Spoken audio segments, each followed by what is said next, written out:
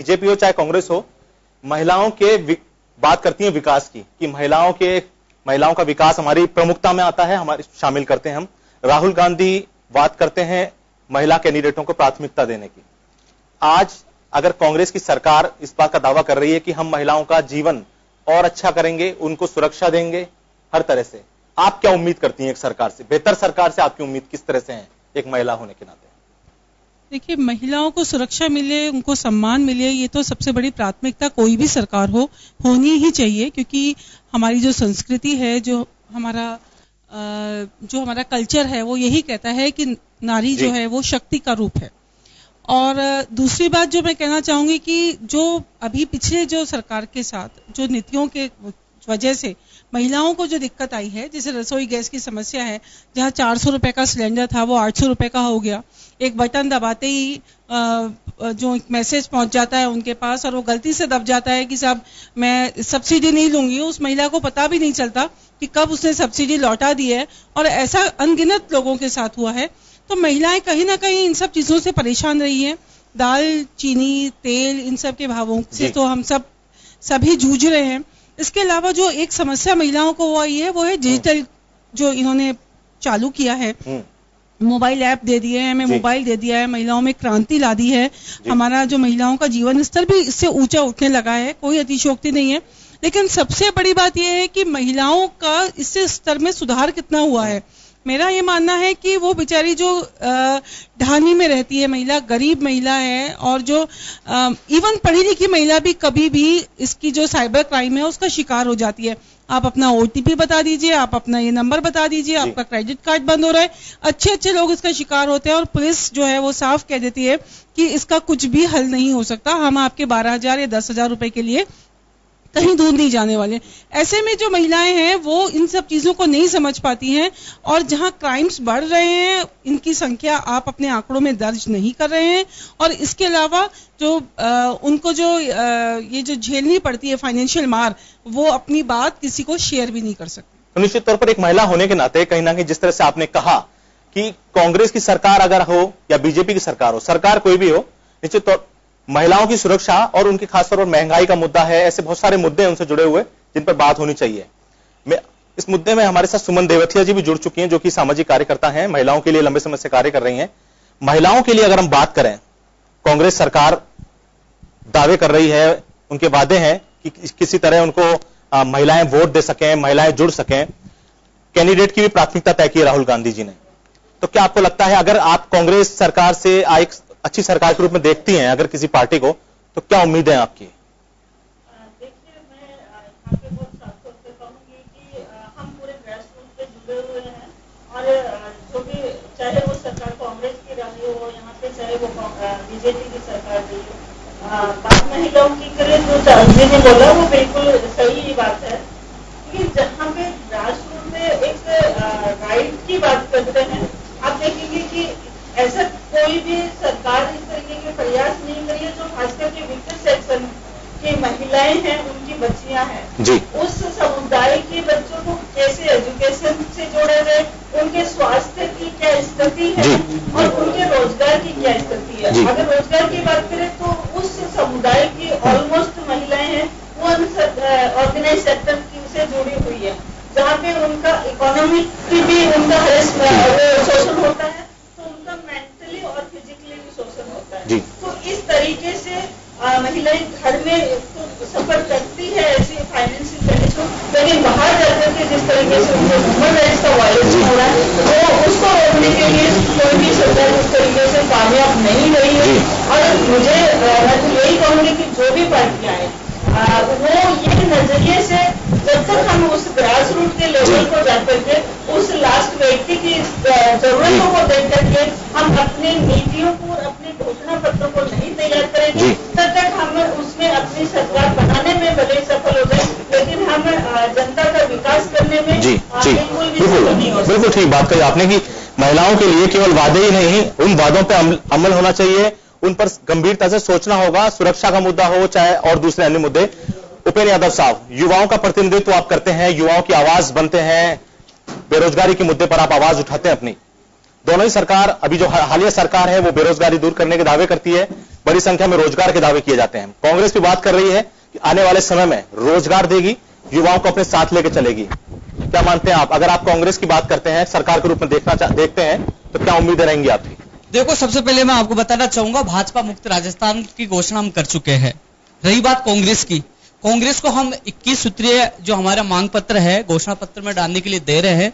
यदि वो बेरोजगारों को साथ आते हैं तो बेरोजगार कहीं न कहीं उनके साथ जाएंगे, अन्यथा तीसरी राह बेरोजगार पकड़ेंगे। और जो चुनाव होंगे उसमें सबसे बड़ी भूमिका राजस्थान के युवा बेरोजगारों की होगी, यानी कि सत्ता में लाने का काम भी वो करेंगे और सत्ता से उखाड़ फेंकने का काम भी वो करेंगे। हम ये नहीं कह रहे कि हम 15 लाख नौकरियां चाहिए, हम मांग करें सिस्टम में सुधार, समय पे रोजगार मिले, गलती करने वाले अधिकारियों के खिलाफ कार्रवाई हो, झूठे मुकदमे दर्ज किए जाते हैं दबाने के लिए। ये मेरे सामने वो कॉपियां है जिसने हाई कोर्ट ने मुझे 3 मुकदमों में बरी किया है। जून, जुलाई, अगस्त में मुझे उठा के जेल में डाला गया। गलती मेरी ये थी कि बेरोजगारों की आवाज मैं उठाता हूं, लेकिन न्यायालय ने मुझे न्याय दिया है और इन मुकदमों को अवैध ठहराया है। लेकिन अब बड़ा सवाल यह है कि जो चुनाव आ रहे हैं, युवाओं का रुख स्पष्ट है, भाजपा मुक्त राजस्थान हम करेंगे, लेकिन कांग्रेस को भी हम ये कह रहे हैं कि 21 सूत्रीय मांगे हम दे रहे हैं। यदि बेरोजगारों की मांगों को डालते हैं, हमारे साथ आते हैं, कहीं ना कहीं बेरोजगार कांग्रेस के साथ आएंगे, अन्यथा तीसरी राह राजस्थान के बेरोजगार पकड़ेंगे। बिल्कुल। हमारे साथ इस पूरी जो मुहिम है, हमने जो नई एक पेशकश शुरू की है, एक मुहिम शुरू की है, उस चर्चा में जिनका हमें इंतजार था, प्रताप सिंह खाचरियावास जी शहर कांग्रेस अध्यक्ष हैं, युवा नेता हैं, कांग्रेस के जाने माने युवा नेता हैं, वो जुड़ चुके हैं। और खासतौर पर इस मुहिम की जो एक जरूरत यह थी कि जो नेता हैं, जो राजनेता हैं, जो जनता के बीच जाते हैं, वो जनता के सवालों का जवाब दें। तो निश्चित तौर पर आप लोग सब यहां बैठे हैं। प्रताप सिंह जी, आपका बहुत बहुत स्वागत है इस कार्यक्रम में। सबसे पहली चीज जो हमारा उद्देश्य यही है कि आप लोग सीधे जवाब दे सकें, अगर उनके कोई सवाल हैं जनता के, इन लोग जुड़े हुए अलग अलग प्रबुद्ध वर्ग से जुड़े हुए लोग हैं कोई, तो सबसे पहले मैं शुरुआत जो करूंगा फूलचंद जी से करूंगा। किसान नेता है फूलचंद जी। फूलचंद जी, प्रताप सिंह जी आपके सामने हैं, आप सवाल पूछ सकते हैं कि आप इनकी सरकार क्या कर सकती है और क्यों चाहते हैं। मैं प्रताप सिंह जी से एक ही बात पूछना चाहता हूं कि जो किसान उत्पादन करता है उसको 100% खरीद की गारंटी आपकी सरकार आने वाले टाइम में किसान को देगी क्या? दूसरा सवाल मेरा यह है कि आपके राष्ट्रीय अध्यक्ष ने जो कर्ज मुक्ति का मंदसौर से घोषणा की कि मैं किसान को पूरा कर्जा माफ कर दूंगा, और बैंकों समेत वो करने वाली है क्या आने वाली अगर आपकी सरकार बढ़ती है? ये दो मेरे सवाल है। पहले देखिए, आपने ठीक कहा, इसमें कोई दोहराई नहीं, इस देश का किसान बहुत परेशान है और राजस्थान में 150 किसानों ने आत्महत्या कर दी। तो किसान के हालात है, उसके बाद कांग्रेस पार्टी ने तय किया कि किसान की फसल को 100% किसान को बचाने के लिए, किसान को आगे लाने के लिए कांग्रेस पार्टी के घोषणा पत्र में ये हम शामिल करेंगे। आपने जो दोनों मुद्दे दिए इनको भी शामिल करेंगे। पहले भी किसानों के कर्जे माफ हुए, कांग्रेस पार्टी ने किए, और इस बार भी कर्जे माफ करेंगे। और भी कोई किसानों की डिमांड होगी फूलचंद जी तो आप हमें जल्दी देंगे। अभी हमारा घोषणा पत्र आ रहा है, घोषणा पत्र ऐसा होगा जो इस बार हम घोषणा पत्र में देंगे वो लागू भी होगा, इसीलिए पहले ही घोषणा पत्र में सबको आमंत्रित कर रहे हैं। और शायद परसों 15 तारीख को हम किसानों को भी बुला रहे हैं, व्यापारियों को भी बुला रहे हैं, अलग अलग टाइम पे कर्मचारी, मजदूर, विद्यार्थी सबको बुला रहे हैं। सबकी डिमांड्स को लेकर उन्हें पूरे करने का एक संकल्प पत्र जल्दी जारी करेंगे, उसमें ये डिमांड्स भी हम ले लेंगे और उनको पूरा करेंगे। तो समर्थन मूल्य पे मैंने आपसे क्वेश्चन इसलिए किया है कि आपकी पूर्ववर्ती सरकार ने हमारी खरीद पूरी नहीं की, और ये खरीद जब तक पूरी नहीं होगी हमारी, जब तक एक्ट नहीं बनेगा। क्योंकि समर्थन मूल्य से नीचे खरीदने पे अगर कोई दंड या कोई सजा नहीं होगी या हमारा भाव का अंतर हमें नहीं मिलेगा, जब तक किसान को उसका पूरा लाभ नहीं मिलेगा। अगर ऐसा करने जा रही है कांग्रेस तो किसान सोच सकता है कांग्रेस के साथ जाने की। क्योंकि यदि पिछली हमारी सरकार में कोई कमी थी तो निश्चित रूप से आपका जो सुझाव है एक्ट लाने की जरूरत है तो हम एक्ट भी लाएंगे। कमियां हो सकती है हमारे में, तो एक नई सरकार ऐसी हो जिसमें कुछ कमी नहीं रहे और घोषणा पत्र में शामिल हो जाए, तो हमारे लिए भी एक कोई एजेंडा हो तो तुरंत आते ही 5 साल में जो काम पूरे करने उसको आते ही जब एजेंडा अधिकारियों को दे तो उसमें एक्ट का भी प्रावधान हो, एक्ट भी लाया जाए। और ये जो हमारे से कुछ कमियां यदि रह गई है किसान की तो निश्चित रूप से उनको पूरा करना इस सरकार में हमारी मॉरल ड्यूटी है और मॉरल ड्यूटी को हम निभाएंगे। पहले आपने किसानों का कर्जा माफ किया 17,000 करोड़ का, हाँ, उस कर्जे का एक भी किसान को आपने ऋण मुक्ति प्रमाण, अब इन्होंने जो कर्जा माफ किया है उसका ऋण मुक्ति दे आने वाले टाइम में। जो आपने कहा 70,000 करोड़ के मामले में मैं इतना कह सकता हूँ तो 70,000 करोड़ माफ हो गए, अभी ऋण मुक्ति प्रमाण पत्र का क्या मामला है मुझे पता नहीं। वो 17,000 करोड़ तो लोकसभा में भी हो चुका है, ये 17,000 करोड़ तो माफ हो गए थे, लेकिन सुझाव मेरी कमेटी आप देंगे तो। योगेंद्र जोशी जी का सवाल लेंगे। योगेंद्र जोशी जी रिटायर्ड पुलिस अफसर रहे हैं। योगेंद्र जोशी जी, आप कोई सुरक्षा से जुड़ा हुआ या क्राइम को लेकर अब जो जिस हिसाब से सरकार दावा करती है, हर सरकार दावा करती है, आप सवाल पूछ सकते हैं। नमस्कार, मेरा निवेदन है कि जो मैनिफेस्टो सरकारें जारी करती है, राजनीतिक पार्टियां सरकार चलाने के लिए, उनका कोई गोल नहीं होता कि वो पहले जो मैनिफेस्टो आपने दिया है उसकी पालना अक्षरशः आप लोगों ने की या नहीं की। उनके अंदर क्या किए क्यों नहीं की है इसका कोई माप तो आज तक हुआ नहीं। तो क्या इसके लिए कोई नया सिस्टम कोई जागृत करेंगी पार्टियां? अगर आपकी सरकार आती तो आप कुछ कर पाएंगे? नंबर 2, पुलिस और प्रशासनिक अधिकारियों का राजनीतिकरण जो 10-20 साल से चला आ रहा है, उसको रोकने के लिए क्या आप कोई उपाय, नई सरकार आएगी तो उसमें करेंगे? तीसरा प्रश्न है कि जो 2007 का पुलिस एक्ट है, बने हुए काफी समय हो गया, 1861 के एक्ट से ही अब तक पुलिस चली आ रही है। उस एक्ट को क्या आप लागू कर पाएंगे? जो पुलिस के बारे में सुप्रीम कोर्ट ने जो दिशा निर्देश दिए हैं, अपॉइंट से लेकर के पोस्टिंग और कार्य क्षेत्र के बारे में, घंटों के बारे में, कि पुलिस के कांस्टेबल को कितना समय नौकरी करना चाहिए, साथ ही इस पुलिस को इस तरह से क्या आप बना पाएंगे जिससे आम जनता को सुरक्षा की भावना अपने मन में जागृत। देखिए, आपने एक बात तो ठीक कही, जो मैं मानता हूं इस बात को, मैं स्वीकार करता हूं कि आपने ठीक कहा कि जो हमारा इलेक्शन मैनिफेस्टो आता है चुनाव से पहले, चाहे वो कांग्रेस का हो चाहे बीजेपी का हो, लोगों को ऐसा लगता है कि ये इलेक्शन मैनिफेस्टो जो आ रहा है वो इलेक्शन मैनिफेस्टो था, लेकिन चुनाव के बाद उतना डिटरमाइंड तरीके से हम लोग कर नहीं पाते। इस बार जो कांग्रेस पार्टी घोषणा पत्र ला रही है, मैं जो समझदार आदमी है, ये जो आपके सुझाव है आप लिखित में हमें दे दें। मैं आपसे प्रॉमिस कर रहा हूं इस बार वो मुझसे पूछेंगे ना, घोषणा पत्र में लेकर आएंगे जो हम कर सकते हैं, और 100% कोशिश ये होगी, क्योंकि लोग ये मानते हैं कि घोषणा पत्र में कोई प्रॉमिस किया जाए तो वो पूरा होगा। और जहां तक पुलिस एक्ट का सवाल है, आपने ठीक कहा कि देश में सरकार कांग्रेस की हो चाहे बीजेपी की हो, फैसला आईएएस ऑफिसर्स और आईपीएस के ऑफिसर्स के हाथ में ज्यादा होता है। ऐसे में आप कुछ सुझाव होता आप हमें लिख के दे दें, हम उसमें प्रावधान भी करेंगे, जिससे एक सेंटिटी तो हो जाएगी कि एक प्रेशर में पार्टी रहेगी। यदि घोषणा पत्र में आप कोई चीज देते हैं तो उसको लागू करना आपकी मॉरल ड्यूटी हो जाती है। तो मैं आपसे भी सुझाव मांगूंगा और आपसे हम प्रॉमिस। प्रताप सिंह जी, एक मिनट मैं आपका रोकना चाहूंगा। धौलपुर से दिनेश कुशवाहा साहब जुड़ गए हैं सवाल पूछने के लिए प्रताप सिंह जी से। उनका सवाल कुछ धौलपुर के विकास के लिए है कि चंबल के बगल में होने के बावजूद भी जिले के लोग प्यासे हैं, उनको पानी कब मिलेगा, ये एक सवाल वो आपसे पूछ रहे हैं प्रताप सिंह जी। देखिए, दिनेश कुशवाहा जी ने जो सवाल किया है, मुझे तो दुख है इस बात का कि धौलपुर की महारानी साहब राजस्थान की मुख्यमंत्री है वसुंधरा जी, और चंबल से जुड़ा नहीं, बातें तो बड़ी बड़ी हो रही थी कि जोड़ दिया गया है।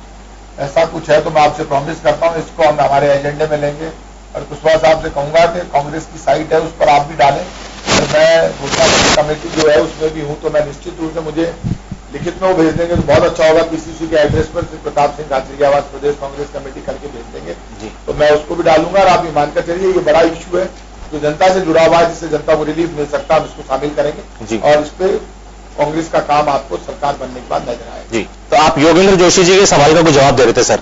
योगेंद्र जोशी जी के जो सवाल का जवाब था। योगेंद्र जोशी जी का जो सवाल है, इसमें कोई दोहराई नहीं, इनमें बहुत प्रैक्टिकल बातें कही है जो गले उतरती है। ऐसा कोई भी सवाल नहीं है जो कि हम स्वीकार नहीं कर सकते, हम स्वीकार करते हैं। 2000 ये जो पुलिस एक्ट की बात कर रहे हैं उसमें कमी आया, और जहां तक इन्होंने 24 घंटे ड्यूटी की बात आपने कही, मैं ये मानता हूं पुलिस बहुत ज्यादा ड्यूटी देती है, लेकिन ये जो पुलिस का और सेना का मामला है, ये तो बड़ा सेवा का भाव है, तो बड़ी अजीब सी पोजीशन है। लेकिन जो भी पुलिस में सुधार हो सकता है हम प्रयास करेंगे, हमें जो भी ये सुझाव देंगे, क्योंकि ये बड़े एक्सपीरियंस और बड़े सजग और बड़े लीडर अधिकारी के रूप में माने गए, ये जो भी हमें सुझाव देंगे वो आपको उसमें चेंज नजर आएगा। CS शर्मा साहब, आपका क्या सवाल है प्रताप सिंह जी से? मेरा सवाल ये है सर, न्यायिक प्रणाली में अगर आपकी सरकार आती है तो न्यायिक प्रणाली में आप क्या आमूल परिवर्तन करने का प्रयास करेंगे? अभी तक राजस्थान में या इंडिया में जितना कोर्ट केसेस का अंबार लगा हुआ है, उन कोर्ट केसेस के सरलीकरण के लिए आप क्या ठोस कदम उठाएंगे? क्योंकि आपने बिल्कुल ठीक कहा, ज्यादा मुझे न्यायिक प्रक्रिया में बहुत ज्यादा नॉलेज नहीं है, और मैं लॉ का स्टूडेंट तो रहा हूं, लेकिन मैं प्रैक्टिस नहीं कर रहा। आपको तो नॉलेज बहुत अच्छी है। मैं इतना कह सकता हूं कि लंबे केसेस नहीं चलने चाहिए और उसके लिए ज्यादा से ज्यादा कोर्ट्स में न्यायिक अधिकारियों के पद खाली नहीं रहे और कोर्ट की संख्या बढ़ाई जाए, उससे फास्ट होगा। मैं तो ये कह रहा हूं कि सरकार अपना कोई एक्ट ला सकती है तो हम एक्ट लाएंगे, कोशिश करेंगे कि जल्दी से जल्दी फैसले हो। लोक अदालत की भावना, जो लोक अदालत का कंसेप्ट है, उसको अपन आप एक्सपेंड करेंगे क्या? जिसमें छोटे केसेज है, वेलेबल ऑफेंस है, उनको अगर लोक अदालत की भावना से वहीं समाप्त कर दिया जाए तो उससे बहुत सारे केस तो वैसे खत्म हो जाएंगे। तो ये लोक अदालत का जो कंसेप्ट है, अगर आपकी सरकार आती है तो इसको क्या आप एलोब्रेट करने की कोशिश करें? धर्मदा, आपका सुझाव बहुत अच्छा है, मैं भी आपकी बात से सहमत हूं। लोक अदालत का कंसेप्ट अच्छा है। मेरी रिक्वेस्ट है आप हमें लिख के देना, हम घोषणा पत्र में भी डाल देते हैं। ये ऐसा है जो बहुत कम लोगों को नॉलेज है, कईयों की बेचारों की परेशानी दूर हो जाएगी।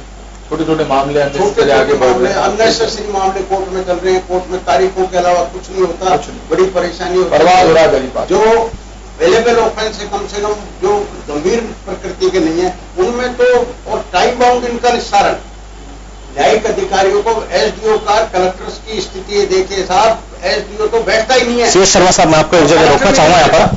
सी शर्मा साहब, हमारे साथ एक कॉलर जुड़ गए हैं इस प्रोग्राम में। प्रताप सिंह जी सवाल कर रहे हैं जी, बोलिए। गुड इवनिंग सर,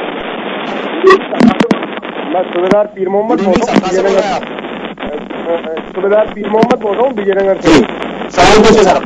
हाँ, मेरा सवाल यह है, विजयनगर से जी, मेरा सवाल यह है, हेलो, हाँ, गोपालगढ़ में गोलीकांड हुआ था, गोपालगढ़ में गोलीकांड हुआ था कांग्रेस के टाइम में।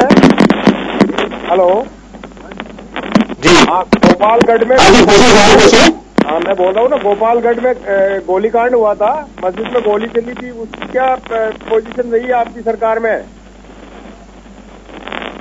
हेलो जी, ये सवाल पूछ रहे हैं प्रताप सिंह जी गोपालगढ़ गोलीकांड को लेकर कि क्या उसमें आपकी सरकार का क्या।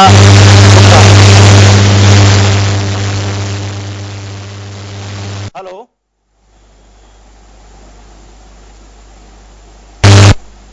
उन्होंने गोपालगढ़ गोलीकांड को लेकर सवाल पूछा आपसे।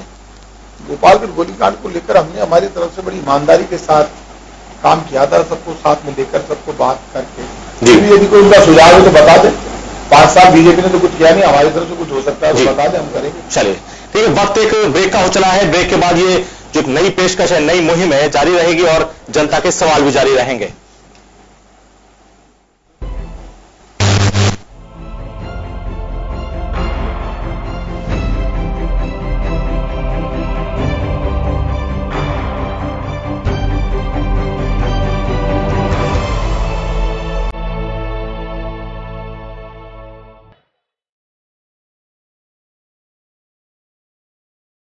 पैंसठ साल से चली आ रही थी बनती बिगड़ती जिंदगी, कुछ झूठे वादे चला रही थी देश।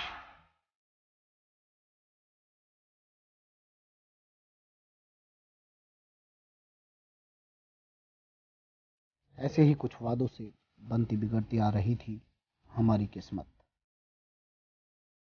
शुक्र है हर खबर से बाखबर हैं हम, क्योंकि हर वादा झूठा नहीं होता।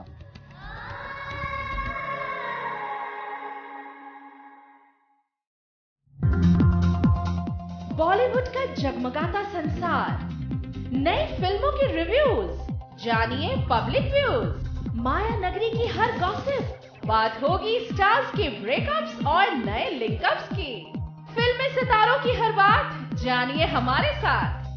देखिए बॉलीवुड एक्सप्रेस। ज्योति कलश छलके, ज्योति कलश छलके, ज्योति कलश छलके, ज्योति कलश छलके।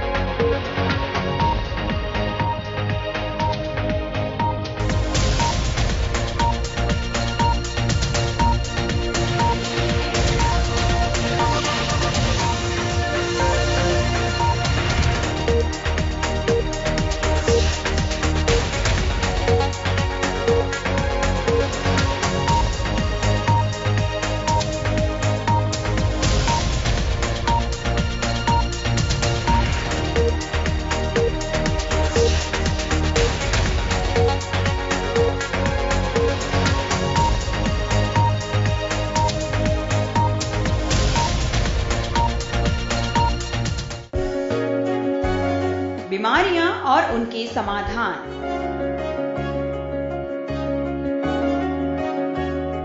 विशेषज्ञों की राय, स्वास्थ्य और सेहत से जुड़ा कार्यक्रम। देखिए मेडिटॉक्स।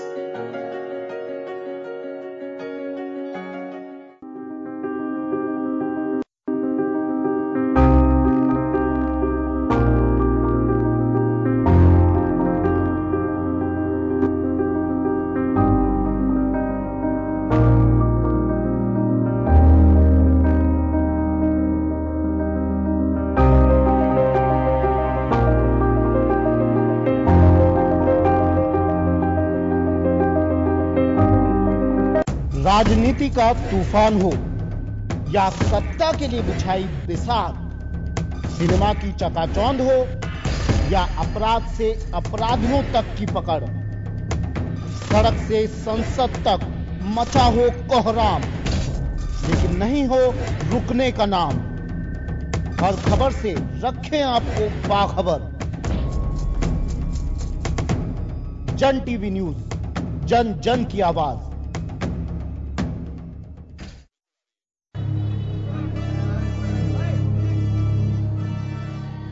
65 साल से चली आ रही थी बनती बिगड़ती जिंदगी।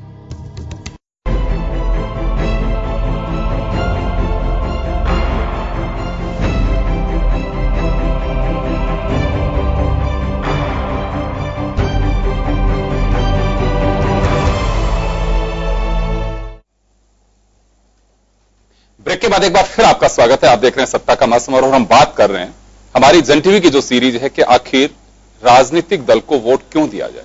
हमारे साथ गैर राजनीतिक लोग हैं, अलग अलग क्षेत्र के हैं। कांग्रेस की ओर से राजस्थान प्रदेश कांग्रेस के प्रवक्ता प्रताप सिंह खाचरियावास हमारे साथ जुड़े हुए हैं। प्रताप जी, बहुत सारे लोगों के जहन में सवाल होते हैं। पॉलिटिकल पार्टीज के अपने एक अलग डिफरेंट व्यूज होते हैं, लेकिन आम पब्लिक जानना चाहती है कि आखिर क्यों वोट दें। क्योंकि देखिए, लोकतंत्र जैसे जैसे बढ़ता जा रहा है, एक दायरा उसका वाइड तो हो रहा है, उसके साथ साथ लोगों की सोच भी हो रही है। सीधा हर व्यक्ति ये चाहता है कि मेरे नेता से इंटरेक्शन हो, पार्टी में सीधा हमारा दखल हो, मुद्दे जनता के आधार पर बनाए जाएं और नेता उसका हिसाब भी दे। हम उसी तरह से हम चाहते हैं। हमारे साथ श्याम सुंदर शर्मा जी हैं, अजय अग्रवाल जी। अजय जी, आप व्यापार वर्ग से जुड़ा या कोई आप प्रताप जी से किस तरह की कांग्रेस अपेक्षा करते हैं? अगर पूछा जाए, अगर आप चाहे हैं कि हम आपको वोट क्यों दें कांग्रेस को? बिल्कुल जी, मैं प्रताप जी से पूछना चाहूंगा, देखा जाए तो अगर राजस्थान के अंदर व्यवसाय समाज का भी काफी हद तक विश्वास काफी घट चुका है, व्यवसाय बहुत घट चुका है, और एक कह सकते हैं मोरल जिसे कहें कि यहाँ पे व्यापार बढ़े, व्यापार कर सकें, ये सारी चीजें बहुत ज्यादा हम लोगों के अंदर क्षीण हो चुकी हैं।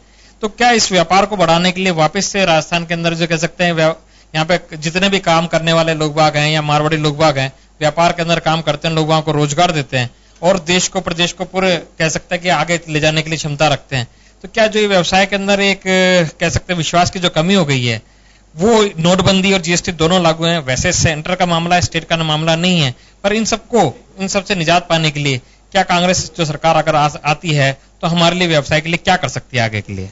आपने बिल्कुल ठीक कहा है। देश का बिजनेसमैन जब मनी ट्रांजैक्शन रुक जाता है तो बिजनेसमैन तो सफर करता है, लेकिन बिजनेसमैन के साथ साथ करोड़ों लोग सफर करते हैं। नोटबंदी और जीएसटी के बाद हालात बिगड़े हैं, देश में मंदी का दौर है, बैंकों में ट्रांजैक्शन पर पैसा कटने लगा है, एक दहशत का माहौल है बिजनेसमैन में और हर आदमी में। ये दहशत के माहौल से लोग निकलने चाहिए। कांग्रेस पार्टी की पॉलिसी पहली एक ही रहेगी, इस देश का जो बिजनेस सफर कर रहा है और मंदी का दौर है, वो मंदी में उठाव आना चाहिए। जब तक बिजनेसमैन खुले हाथों से खेलेगा नहीं, बिजनेस करेगा नहीं, मनी ट्रांजैक्शन नहीं बढ़ेगा। जितनी मनी रोटेट करेगी उतनी हमारी इकोनॉमी मजबूत होगी। हमारे साथ ट्रेजेडी होगी कि मनी ट्रांजैक्शन रुकने से काम धंधे चौपट हो गए, नए उद्योग धंधे लग नहीं रहे, छोटा बिजनेसमैन मरा पड़ा है जो डायरेक्ट लोगों को रोजगार देता था। इन सब पर काम करने के लिए निश्चित रूप से कांग्रेस की सरकार आएगी तो बीजेपी ने जो एक दहशत का माहौल पैदा किया उसको हम खत्म करेंगे और व्यापारियों को विश्वास में लेकर उनसे बात करके, अभी भी हम जब हमारा घोषणा पत्र आ रहा व्यापारियों को हम कॉल कर रहे हैं। मैं अभी खुद परसों जौहरी बाजार गया था, वहां एलएमबी में सब व्यापारी इकट्ठा हुए तो उनसे बात करके आया था। आगे भी हम पीसीसी में भी एक खुली जगह बना रहे हैं और अलग अलग वार्डों में स्टैंड कर रहे हैं कि भाई जो भी लिख के देना चाहते हैं अभी से हम प्रॉमिस जो करेंगे। तो क्या होता है, कांग्रेस हो या बीजेपी हो, मैं खुले दिमाग का आदमी हूं।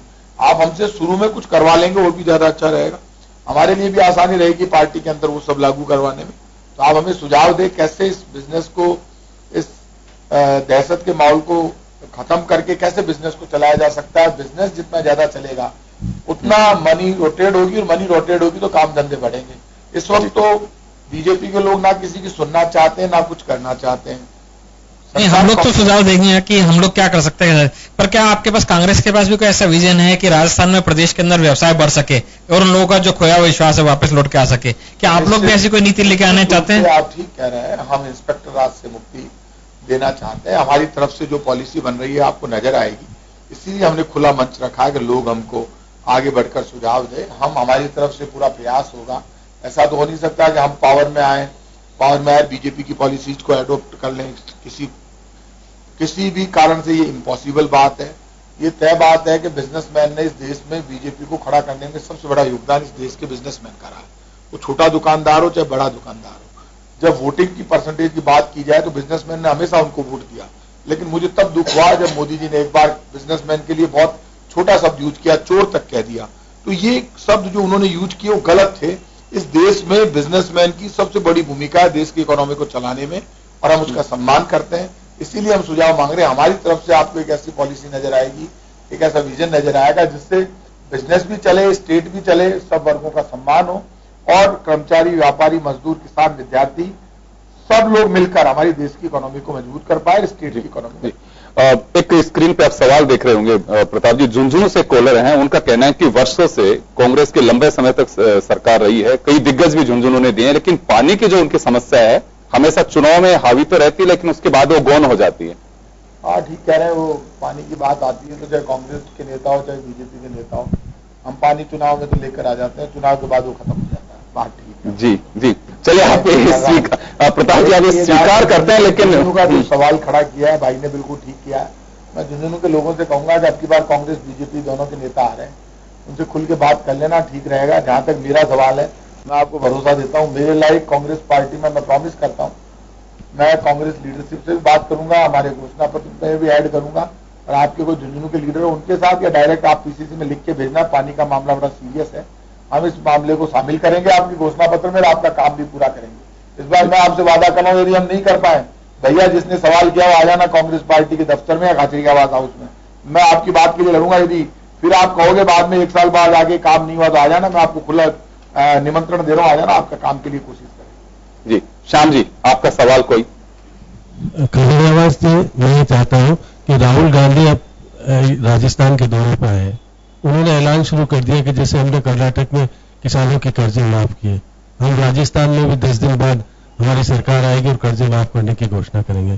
क्या मौजूदा सरकार ने 50,000 तक के कर्जे माफ किए, उसकी भरपाई तो 2020 तक कर पाएंगे? ये कैसे 32,000 करोड़ का कर्जा कौन से खजाने से आप माफ करोगे? एक बात तो ये। दूसरी बात ये कहा उन्होंने कहा, राहुल गांधी ने कहा कि हमारे पुरानी सरकार के मंत्री सुनते नहीं थे, जिसमें आप भी जब सरकार थी जब आप भी शामिल थे। क्या ये बात सही है कि उस वक्त आपकी सुनी नहीं जाती थी, और आने वाले समय में जो सरकार बनेगी वो आम व्यक्ति के लिए और आपके कार्यकर्ताओं के लिए मुख्यमंत्री के दरवाजे खुले रहेंगे, मंत्रियों के दरवाजे खुले रहेंगे, उनकी आवाज सुनेंगे, मन की बात नहीं कहेंगे, उनके मन की बात सुनेंगे? तो क्या राहुल गांधी क्या संदेश देकर के इतने बड़े वादे करने की बात नहीं करते? वो कह रहे हैं कि हम 15 लाख रोजगार देने की बात नहीं कहेंगे, ना हम कोई ऐसी बात करेंगे, लेकिन किसानों के कर्जे 32,000 करोड़ के मौजूदा स्थिति में क्या माफ करने की स्थिति में होंगे क्या आप?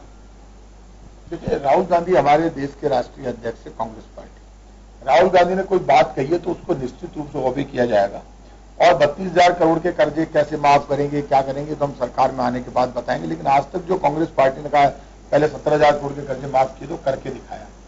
जहां तक राहुल गांधी जी का सवाल है, उन्होंने कहा कि पिछली बार मंत्री सुनते नहीं थे, करते नहीं थे।